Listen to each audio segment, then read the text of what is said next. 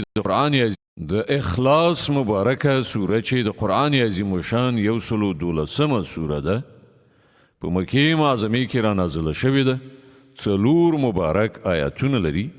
تلاوت او پښتو ترجمه یې له لومړي آیت څخه اورئ اعوذ بالله من الشیطان الرجیم پناه وړم الله ته له شړل شوي شیطان څخه بسم الله الرحمن الرحیم د الله په نوم چې ډېر زیات مهربان پوره رحم لرونکی دی قل هو الله احد الله الصمد لم يلد ولم يولد ولم يكن له كفوا احد ویا هغه الله دی یوازې الله هیڅ چاته اړ نه دی او ټول هغه ته اړ دي نه د هغه څوک اولاد دی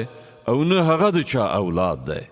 او هیڅ څوک د هغه سیال نشته صدق الله العظیم الله ستر رښتیا ویونکی دی